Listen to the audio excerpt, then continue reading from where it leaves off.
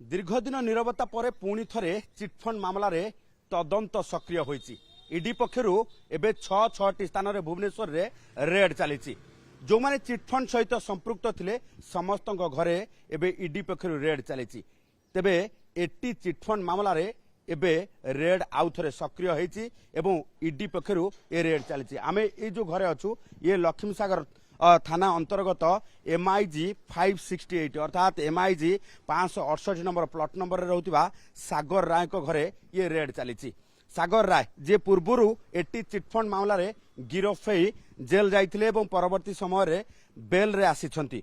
तेबे ईडी पक्षरु सागर राय समेत आमे जो देखा खबर कागज मालिक विकास स्वाई एवं एकाधिक व्यक्ति घरे पाखापाखि 6 स्थान रे भुवनेश्वर रेड चली बेले मोट 8 स्थान रे ओडिशार रेड चली 80 चिटफंड लिंक मामला रे।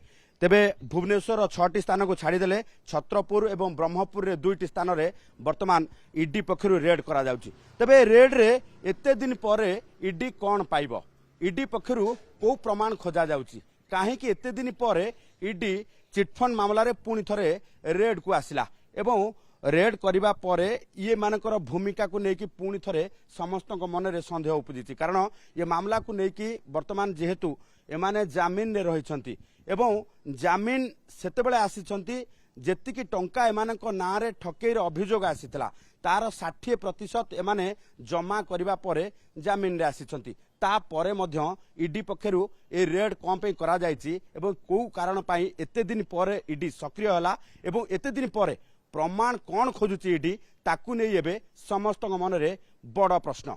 भुवनेश्वर कैमरा पर्सन विभु प्रसाद को सह चंदन पाइक राय, OTV।